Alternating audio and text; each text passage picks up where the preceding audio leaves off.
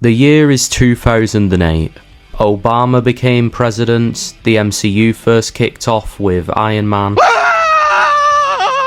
It's also the same year that the British teen comedy The Inbetweeners came out on E4. And let's just say the people loved it.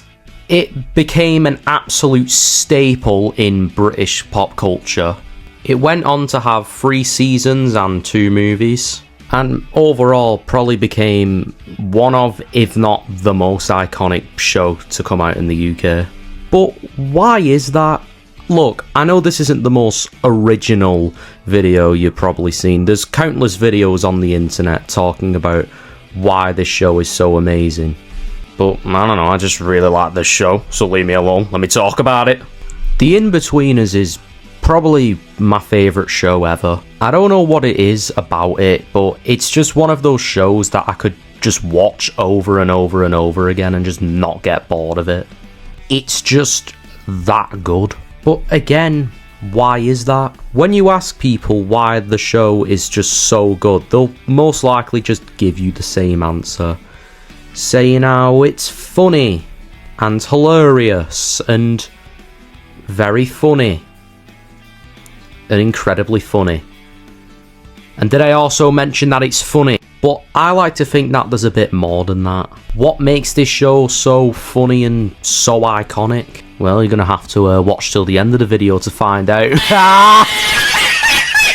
The show is just rewatchable as hell. Like, out of any show that I've watched, which isn't a lot, I'm not great at watching shows, but The Inbetweeners is just probably the one I've rewatched the most. I probably rewatch this show like at least like 4 times a year, if not more. But again, what makes the show so rewatchable?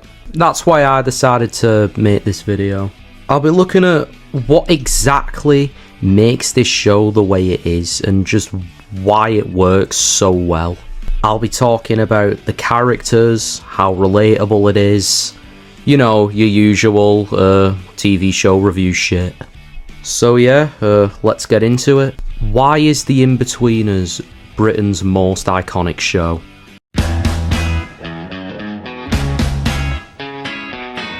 In my opinion, I think one of the main things that makes The Inbetweeners so iconic is the characters. Because all of them, or at least some of them, show some kind of British stereotype. And that's not a bad thing. I think it makes the characters just more relatable as a whole and makes us connect with them more. As this show is probably the most accurate and the most realistic I've seen British teenagers be shown in a TV show. As coming from a teenager who is British, I don't know, the show just really connects with me, and it connects with a lot of other people my age and people who were once teenagers, who were like late Gen Z and millennials.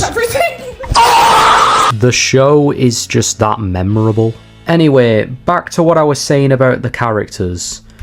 I think the reason why the characters are iconic, and also what makes the show so iconic, is just the personalities as a whole. As the characters are supposed to be someone that you would see in your friend group. At least one of the characters, let's be honest, you probably know someone similar to them. For example, you have Will, who's more aligned just the typical posh private school kid. You know, who thinks he's really smart, but in reality, he's just fucking not.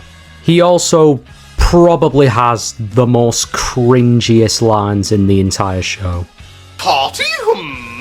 Cool that sound. Shut your fucking mouth! Then there's Simon, who, well, more aligned is like the typical British teenager. He's pretty normal compared to everyone else, besides from the fact that he has severe fucking anger issues. Yeah, run away at the weekend when you got your car back. Well, I'm not spending another second in this house with you utter twats!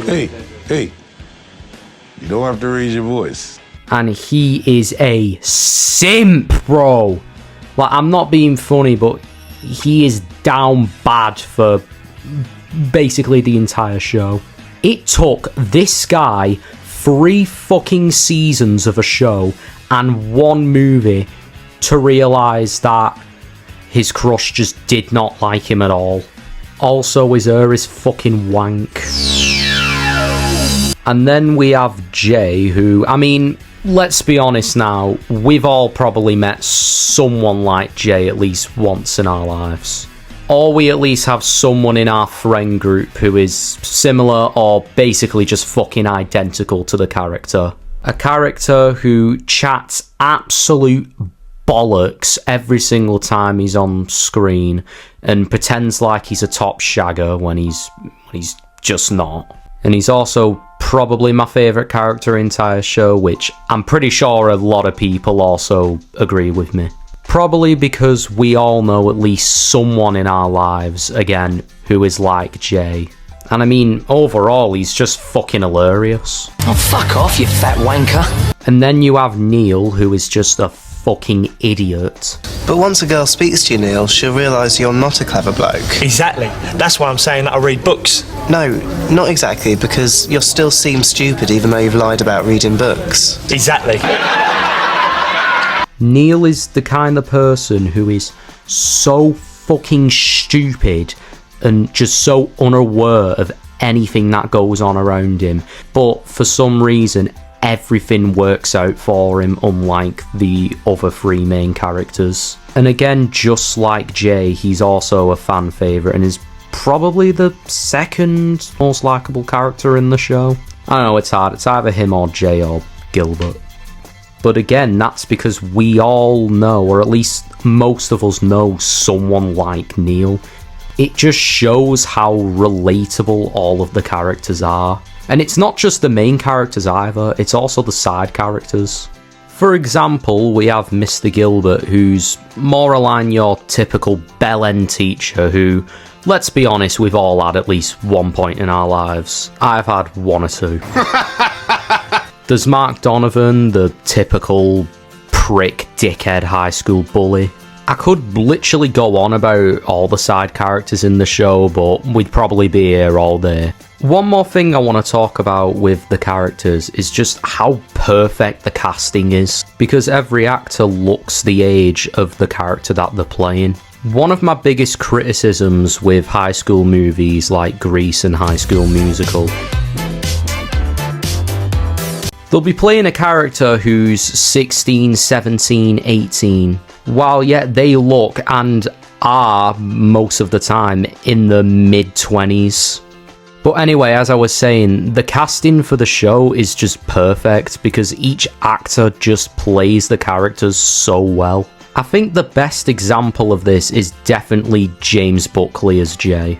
As I said before, he's literally the funniest character in the entire show, and most of that has to do with James Buckley's acting. I can't imagine anyone else playing Jay other than James Buckley. He's just that perfect for the role. Fun fact, in the pilot for The Inbetweeners, James Buckley actually wasn't going to play Jay, and he was actually being considered to play Neil. And quite frankly, I'm so glad that they made him Jay instead of Neil. Like, can you just imagine in another timeline James Buckley playing Neil? It just wouldn't work, in my opinion. Anyway, now that I've talked about the characters and all that, I think it's now time to talk about the plot of the show. Well, all the episodes' plot. I really don't know where the fuck I'm going with this.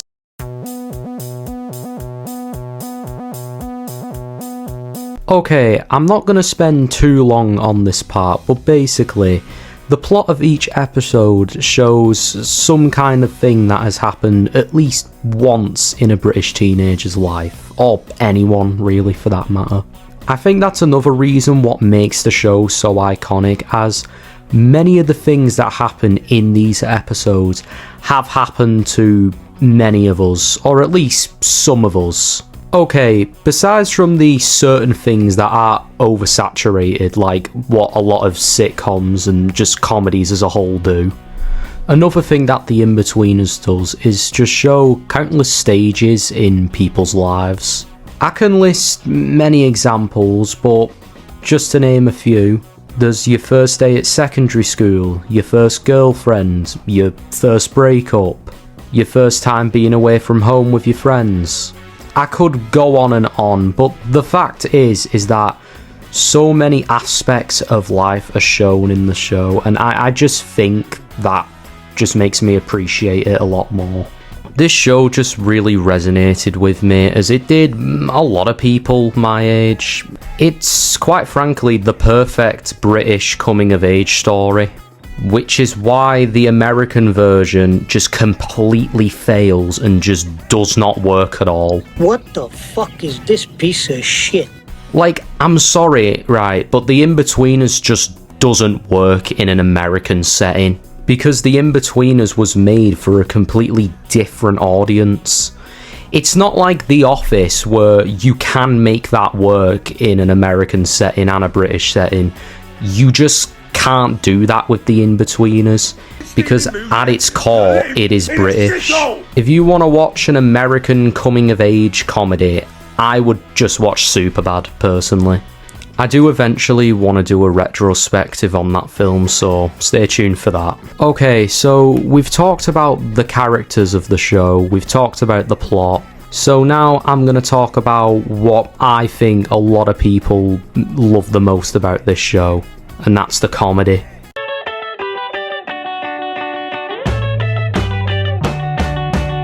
The Inbetweeners is probably one of the funniest shows I've ever watched. And I think the reason for that is because the humour of the characters is the exact same humour basically as me and my friend group. The show does not hold back with its humour. It does not give a fuck. It says whatever it wants when it wants to say it. And I fucking love that, because the thing is about modern day comedies is that they kind of dumb the humour down a little bit, if that makes sense. Because if you look back at earlier comedies, like what I just mentioned earlier with Superbad, is that they're way more funnier than modern day comedies, because back then they just didn't give a shit about trying not to offend people. And I'm not saying that every joke has to be edgy and rude to be funny, because yeah, the Inbetweeners has a lot of that humour in there. It actually is creative with its jokes and is actually funny, and isn't just ha ha swear word sex joke equals funny ha ha ha ha, like some other certain shows. The show knows when to make jokes and how to use them properly and not just overuse them, as it doesn't just rely on the same jokes again and again and again, as it'll come up with new ones each episode.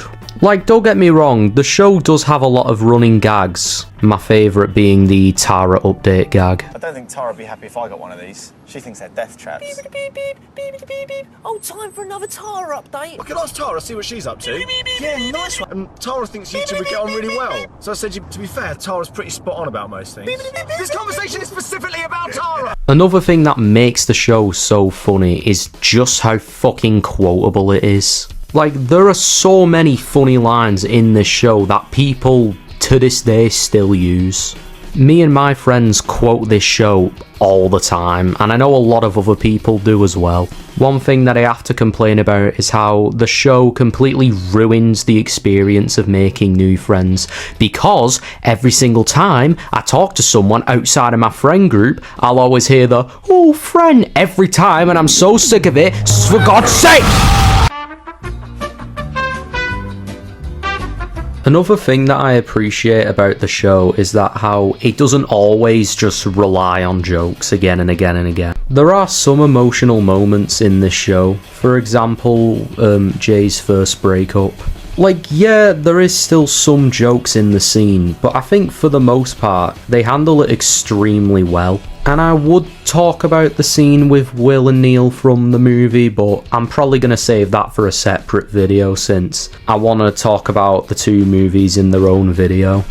Overall, in my opinion, I would say the comedy for this show is perfect. The jokes are fucking hilarious, they're done properly, and it also doesn't just overuse the same jokes over and over again. It does a perfect job at showing British teenage humour. I think that mainly has to do with the actors and their line deliveries, because in my opinion, I think they just make the scenes just 10 times more funnier. I also think it has a lot to do with the writers of the show putting a lot of their humour into the script as well, which again just works so well.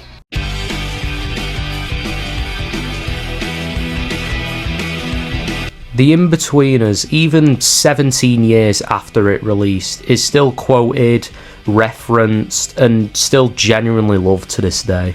It perfectly balances comedy and relatability.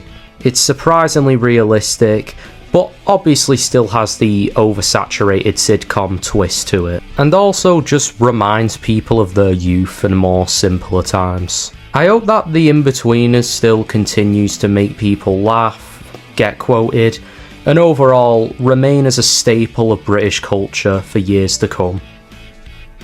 Just please don't watch the American remake because it's shit. So yeah, that was my retrospective on The Inbetweeners. Let me know what you thought in the comments, you know, if it was good, if it was shite, or, you know, what you thought I could have said or done better. You know, just let me know. I'm pretty sure I already mentioned this at the start of the video, or like in the middle of the video, but I'll probably cover the two films at a later date. I don't know when, because there's a few like more videos I want to get done before I do that, but I will definitely talk about the first and second movie. Thanks for watching. Like I said before, let me know what you think, or you can put what you thought of the show. Leave a like and subscribe if you want, and yeah, I'll see you all later, in a bit. But let's give it a go, eh? As it is my fucking birthday!